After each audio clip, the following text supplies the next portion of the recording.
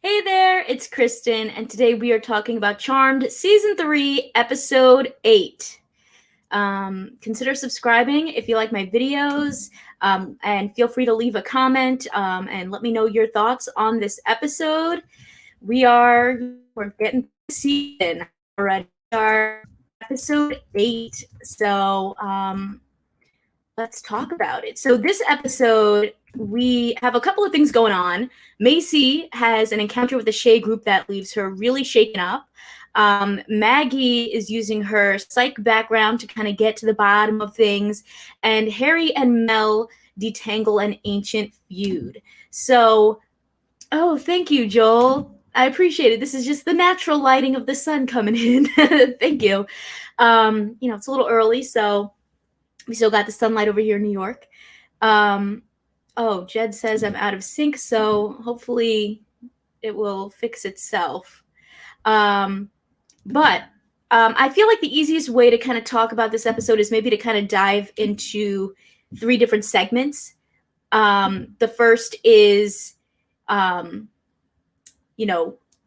situation with the feud. The second is a situation with Macy, and the third is a situation with Abigail. So I guess we'll go in that order and kind of talk about that.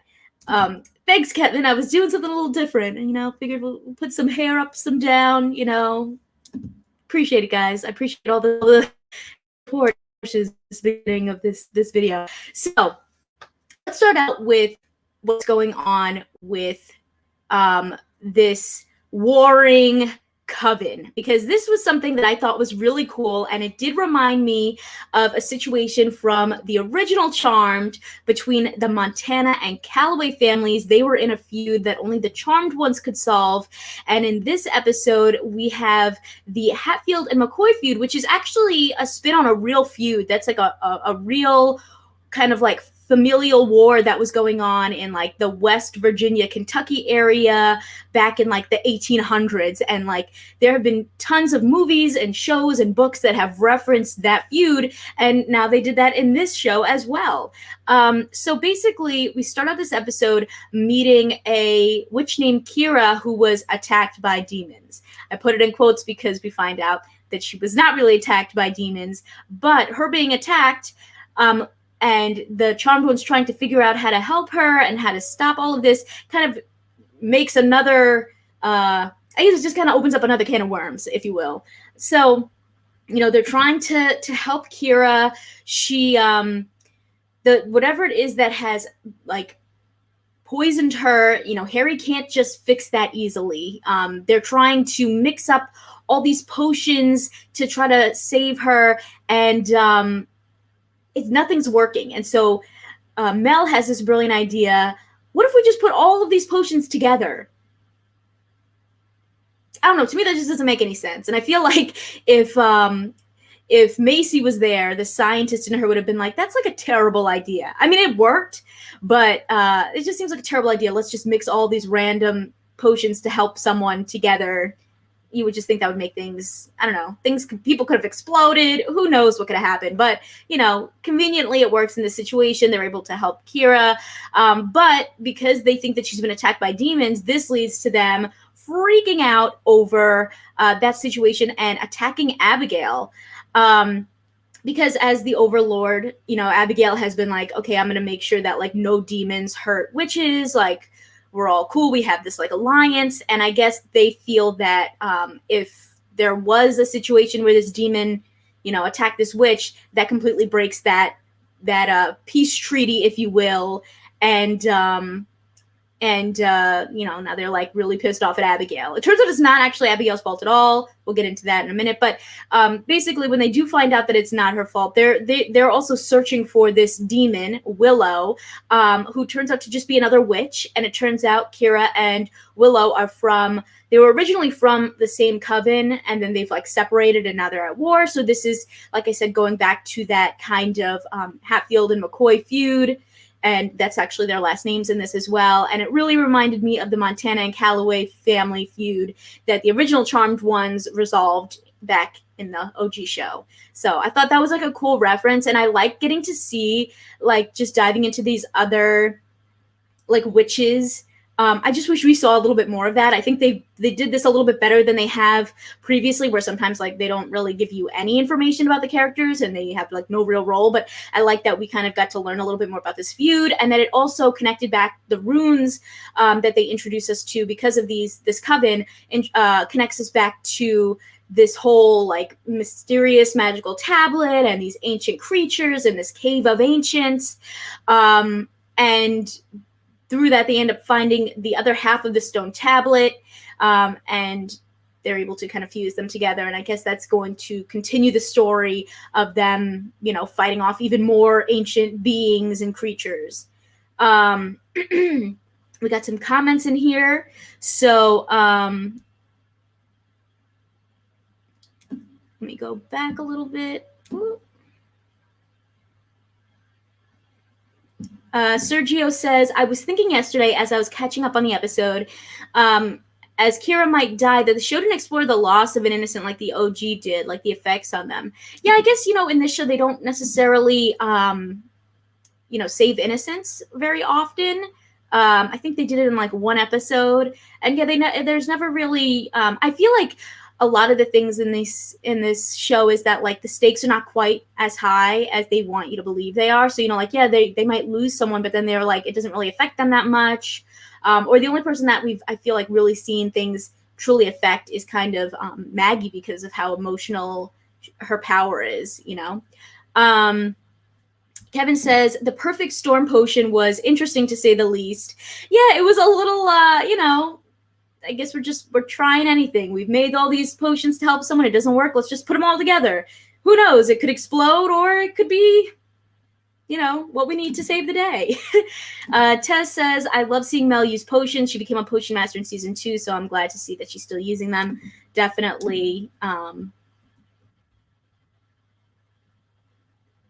And then Hermes Cal says, I love the fact that we saw Harry with another whitelighter power, the coma inducement. Yeah, so in order to, while they're doing this potion, Harry puts the witch Kira into like a magic-induced coma to try to like stop the effects of this poison before they can like fix it. So yeah, that's like another new whitelighter power that we've been introduced to.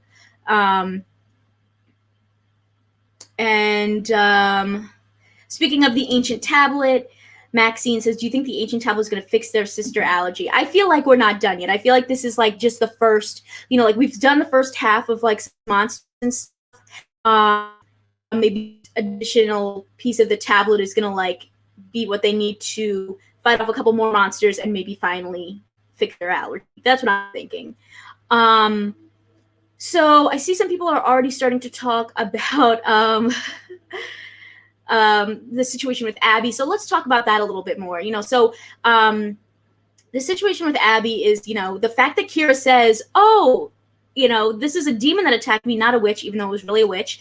It makes the girls, kind of go and attack Abby, because she's supposed to be the new demon overlord. She's supposed to be in charge of the demons. And if there's now like a open season on witches, as they say, which it was only one witch, so I don't know about that, but they blame Abby for that because she should be in control of all these demons.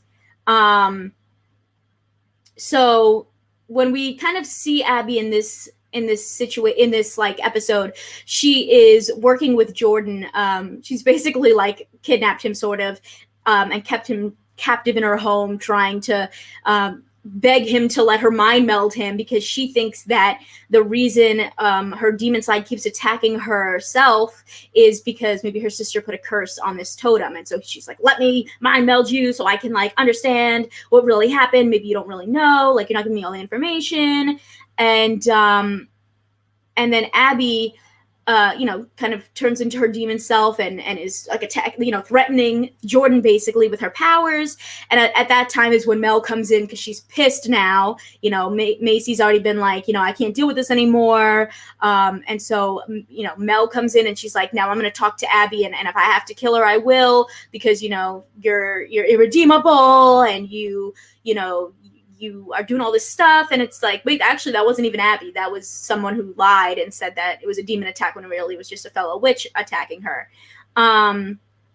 So I think in this episode, they really are trying to make you kind of feel for Abby. I think that she is very misunderstood. As we keep diving deeper into these episodes, I know there's been like this back and forth of like, is Abby good? Is she bad? I think Abby is good. I just think that she like doesn't know how to like express herself and, doesn't know how to like interact with other people sometimes. And, instead of just like taking Jordan's word, for instance, about the fact that like he didn't know anything else about the situation with his sister, she just refuses to believe that and like is so stubborn about it, and decides and feels like she needs to threaten instead. And I think that's why, I feel like a lot of times we're seeing situations where Abby is not necessarily being the bad guy, but she's just like a little too aggressive or angry about these things that like she doesn't need to be. And then people kind of turn on her and they just feel like she's not like a good person. I think there's a lot of stuff going on with Abby, like her inner demons and like maybe this kind of a little bit of like a deep-seated hatred of herself. And maybe that's why her demon side is attacking herself. And, I think that there is going to be some type of build up to, as Jordan said, her earning redemption. And I mean, when you think about it, what has Abby really done other than like in the very, very beginning when she was introduced, where she was kind of the one that, attacked some witches because she thought the charmed ones were after her, but really after that, she's really just like helped them. I mean, she can be annoying kind of, or like, a little bit of like a difficult character to get along with, but I don't think she's like a bad character or bad person, so to speak. So let me up some comments about Abby. Kevin says, I love how Mel just jumps the gun and attacks Abby without any facts. I mean, she is very impulsive at times, and yeah, she definitely kind of just like came in there, powers ablazing, ready to just kick butt. Joel says, Mel gives me Piper vibes when she makes potions. Yeah, definitely. Kevin says, I don't like the way they have Mel treating Abby lately. It makes her seem so ugly. Duran says, Macy should have ripped out her heart like the demon on season 1. Oh, my goodness.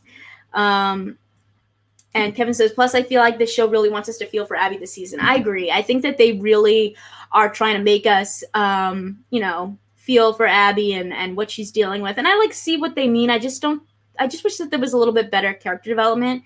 But I don't think that she's a bad person. I think she just, like, kind of does the wrong thing. But she's, like, trying to help everybody. You know what I mean? So, anyway. So, let's continue on. I think we got some more comments about Mel and Abby.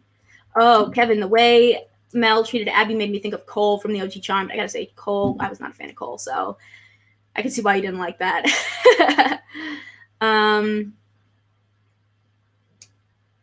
Tez says, I felt so bad for Abby. I love seeing Jordan by her side. Jordan is very likable, and I think Abby just wants to love. I agree. I think that's what it is. I think Abby really just wants love, and she has these that make people push her away.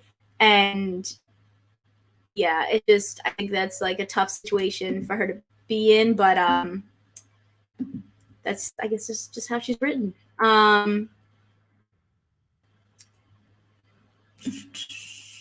Mel and Abby are fire and ice. Yes.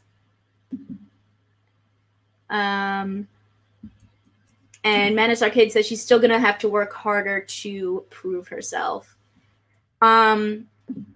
So now let's get into, we got a comment here from Maxine who says, you didn't miss really anything. I didn't even get to the part about Macy yet, so let's talk about that.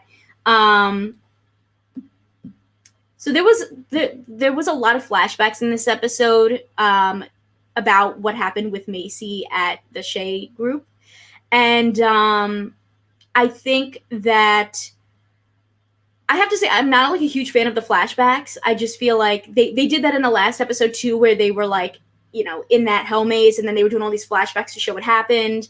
And then in here, they're showing us this episode, and then they're doing all these flashbacks to show what happened to Macy. It just feels like kind of weird to me that like you're just gonna make all of these moments flashbacks. I don't know. Wasn't a huge fan of that. But in this episode, we do get to see that like the Shea Group is really like problematic in the way that they treat certain employees and the way that they, interact with them. And, it's clear that there's not a lot of people of color that are in these higher up positions. And so they really like made Macy feel uncomfortable. They brought her in.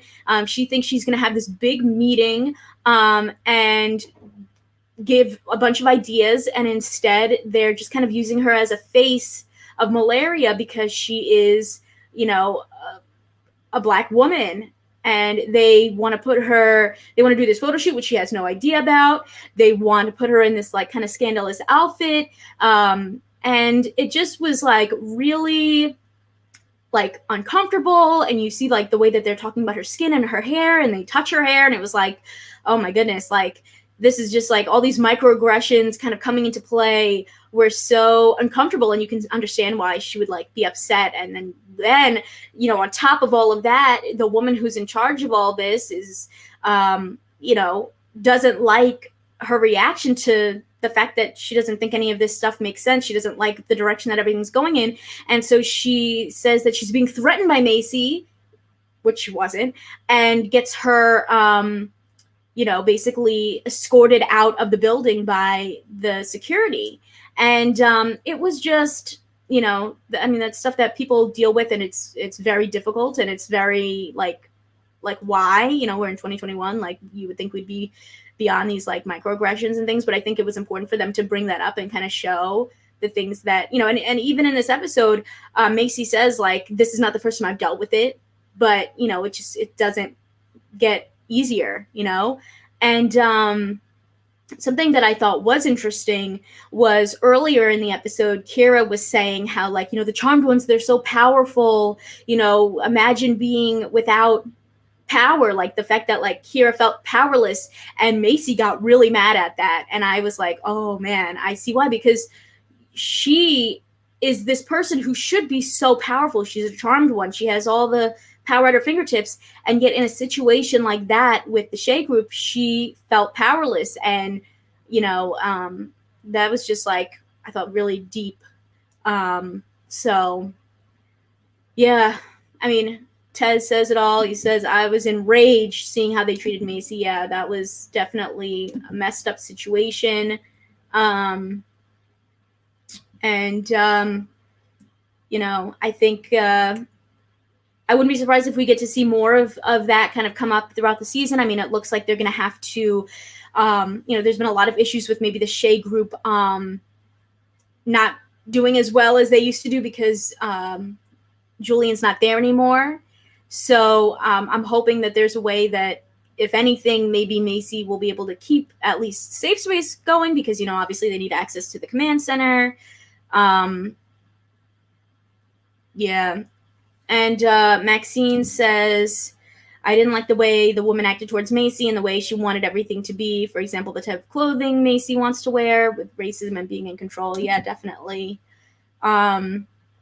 So, yeah, it looks like, there's definitely going to be some kind of situation going on where, like, maybe Macy might have to fight for safe space so that they can have access to, the command center. But also maybe she's kind of starting to like running safe space. But yeah, so yeah, that's pretty much, I guess, most of this episode. I did want to talk though also about the promo for next week, which I thought looked really cool because we are finally being introduced to another family member, and it is just what we thought, a cousin, and we get to see her in this promo. It looks like basically that she is, a witch that comes from Marisol's side of the family, but maybe Marisol kind of cut off relationships with her family and took the Book of Shadows. And now this witch is, their cousin is coming in trying to take that Book of Shadows, but it doesn't exist anymore. So what is she going to do about that? I don't know.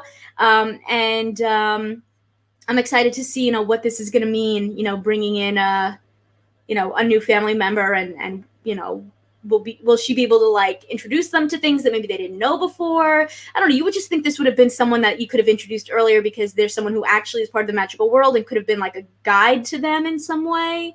And they literally didn't know this person even existed for however many years. Like, that's a long time. Like, they're probably in their like 20s and 30s, and there's like this random cousin that's like from their family, their witch family, that they didn't even know. So I'm hoping that we get to learn a little bit more about their family and where they come from and stuff like that in this next episode, which is not next week. It's the week after. There's, of course, another break. There's always breaks.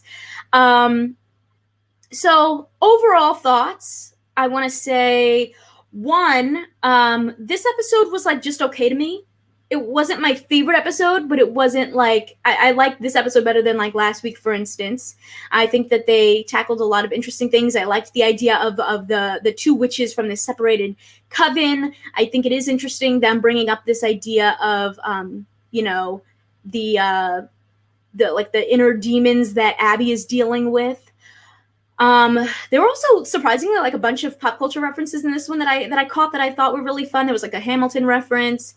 I will say though, I felt like this episode kind of came in a little bit strangely because the last episode ended with Jordan being like, running in and being like, oh my gosh, there's some monster outside, and like barring up against the door, and then they like completely moved away from that. So I don't know what that connection was there. I'm interested to see, what's going to go on with this new cousin. So, yeah, I think that there was a lot of interesting things in this episode. It wasn't my favorite. And I do think that there's like this like lackluster kind of stakes in general, but especially in this episode where you're just kind of like, I don't know if that really makes sense, or like, why? Okay. I think this show is trying to build up these stakes that are not really there at times. So I don't know. I just feel like each week I'm getting a little bit more disappointed and a little bit more disappointed. So I don't know. I guess we'll keep watching and see what happens. But I thought that when we first started this new season 3 in around episode 4, I was like, okay, we're going in a good direction. And then I don't know, it's kind of been going downhill since then. Like they'll bring up some things that are a little bit interesting, but not like fully commit to it, I guess. Like the two witches from the separate covens, that's really cool. But like, let's go stronger. Let's like really commit to this. Maxine says that this episode tackled ethical issues, but not demonic or I guess like magical issues. Yeah, I guess, yeah, definitely. Flashberry says this episode was just meh for me. Yeah, I mean, I thought this one was a little bit better than last week's, but again, like they're not like hitting me how I'm hoping. I just feel like the writing for this show, even since the beginning, has not been as strong. They'll give you like 1 or 2 episodes where you're like, oh man, whoa, and then it just doesn't quite hit. Like the stakes are not there. They're making up these things that the stakes just don't feel high enough. Yeah, Sean says it started off strong and now it's like, what's happening? The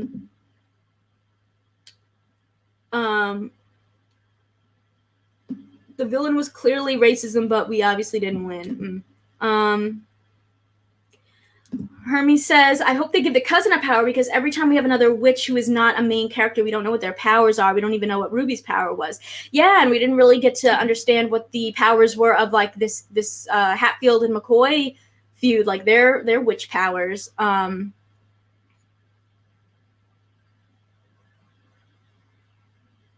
So I don't know if we're gonna get there, because honestly, like, we're 3 seasons in, and I feel like every week we're all kind of like, it'll get better, right? But like, this is the 3rd season, and I don't know. I just feel like it's not quite what I want the show to be. Like, I just think that they play everything too safe. Like, I think every single aspect of this episode, from the racism to the witch coven to the stuff with Abigail, I think everything could have gone to like another level, and they just didn't do it. And I don't know. I'm like getting to the point where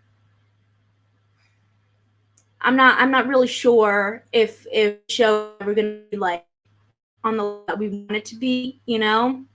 I think so many of you guys have such great ideas of like what could be done, and I just feel like they don't dive as deep as they can into the magic or the family or just any of the stories that we're introduced to. It's just all very like surface level, and stakes are not high enough. That's how I feel, and I feel like on the third season we should be like in a different place at this point. That's what I think. And Flashberry says, I think what we needed in this episode is a power of three. It really lacked action. Yeah, there wasn't a lot of action, but also I feel like even when there is action, it's so anticlimactic. Like the power of three, they just like, they do it willy-nilly. There's no like doing research into what is this creature. And I just think that it's always like the most easy vanquish ever every week. So Jocelyn says, I agree. I think they do a decent job at hitting the current social issues of being a person of color, but the magic part of the show is lacking and inconsistent. Definitely agree. Miles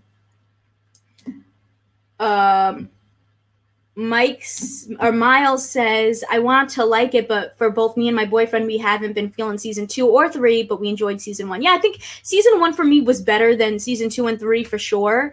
It wasn't like, it wasn't always consistent either, but there were definitely like specific episodes in season 1 that I was like the Medusa episode where I was like, I love this. And I just want them to go further. So I don't know. We'll see what's going to happen. Madness Arcade says, are you thinking of quitting or not that far yet? I don't know, to be honest. Sometimes I do think about quitting. I mean, I like talking with you guys each week about the episodes, but sometimes I'm like, I don't know if I could keep watching. I just don't think that I think there's a lot of better shows out there. Even on the CW, Nancy Drew is really good.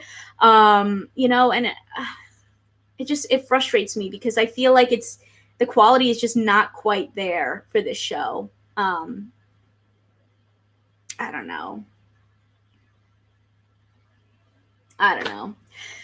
Well, on that note,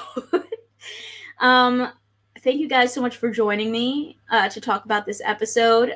We will be back not next week, but the week after, and we're going to be introduced to the Charmed One's cousin. So I'm excited about that, and I'm hoping that will be something new and refreshing and interesting, and just like bring us back, So anyway, if you like my videos, please subscribe. I would really appreciate it. Feel free to leave comments and things like that. I have a bunch of reviews and interviews coming up, so I hope you will check them out. I always appreciate all of your comments. So thank you again. And Sean, thank you, Queen. Keep on slaying. Thank you. Thank you for joining me. Maxine says, have a wonderful day and thanks for a conversation. Thank you, guys. Thank